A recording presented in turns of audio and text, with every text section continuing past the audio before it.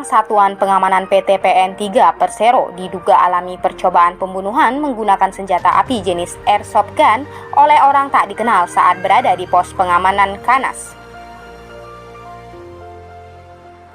Tindak pidana kejahatan percobaan pembunuhan menggunakan senjata api ini terjadi di Eknabara, Labuhan Batu. Korban yang kini mengalami trauma berat ialah seorang buruh satuan pengamanan PT PN3 Persero yang bernama Andika Syaputra. Hal ini terjadi sewaktu Andika selesai kontrol dari gudang perbekalan Kanas dan kembali ke pos untuk berjaga-jaga pada tanggal 20 Mei 2022 pukul 3.30 WIB. Akibat percobaan pembunuhan menggunakan senjata api tersebut, Andika mengalami luka di bagian perut dan luka di bagian lengan sebelah kiri. Dari hasil pengecekan lebih lanjut, diduga kuat senjata api yang digunakan orang tidak dikenal untuk memuluskan aksinya berjenis airsoft gun. Hal itu disampaikan Muhammad Fajrin SH selaku asisten personalia kebun kepada wartawan. Lebih lanjut, lewat penuturan korban dan saksi dari kejadian, dugaan percobaan pembunuhan tersebut, pelaku memiliki ciri-ciri seorang lelaki yang memiliki tinggi 160 cm. Berikut adalah penuturan kronologi dan ciri-ciri pelaku percobaan pembunuhan Satuan Pengamanan PT PN3 yang menggunakan senjata api. Andika, bisakah Bapak terangkan kronologi penembakan pada tanggal 20 Mei? Pada waktu itu, tanggal 20 Mei 2022, pukul setengah 4 pagi, saya patroli ke area gudang penjagaan saya. Ya.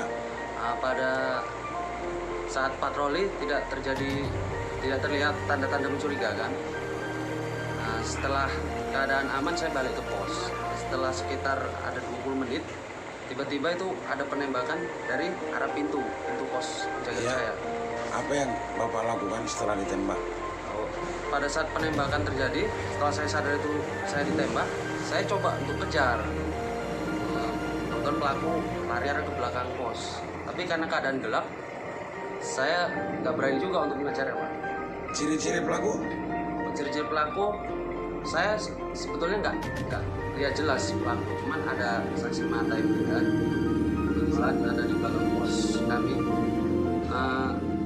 Pelaku berciri-ciri badan kurus, tinggi sekitar 160-an, kulit putih, dan memakai penutup wajah. Apakah setelah kejadian Bapak lapor ke perusahaan? Awal saya langsung menghubungi pimpinan saya kan, Danton, Papan, juga pada pihak perusahaan. Setelah itu saya diarahkan untuk melakukan Ke polisi. Laporan. Polisi di mana, Pak? Polsek Bilahulu, Pak. Setelah kejadian ada rasa trauma atau tidak? Setelah kejadian terus terang sampai sekarang saya masih sangat trauma sekali, Pak. Trauma sangat mendalam. Sampai sekarang saya masih was-was di mana. Sampai ketakutan lah ya. Sangat ketakutan. Terkait peristiwa penembakan ya sekarang pelakunya belum dapat, apa harapan Bapak sama Kapolda?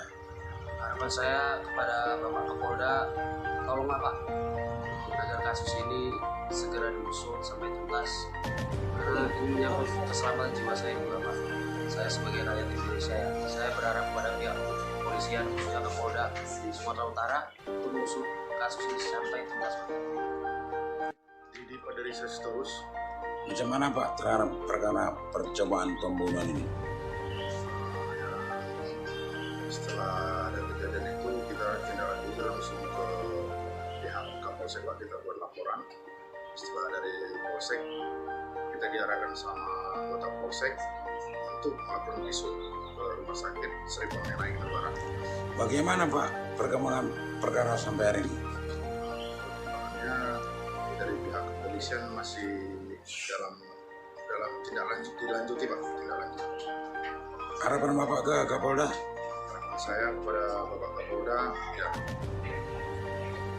segeralah supaya kasus ini terungkap dan siapa orangnya, dan mudah-mudahan dapat. Kalau bisa, Pak, harapan saya. Pelakunya ditangkap lah ya? Pelakunya ditangkap, Pak. Oke Pak, itu aja Pak. Andika Syaputra yang kini mengalami trauma berat berharap kasus percobaan pembunuhan yang menggunakan senjata api ini dapat diamankan oleh pihak yang berwajib. Dari Aik Nabara, Labuhan Batu, Sumatera Utara, Anto Bangun, Manusia Perasa, melaporkan.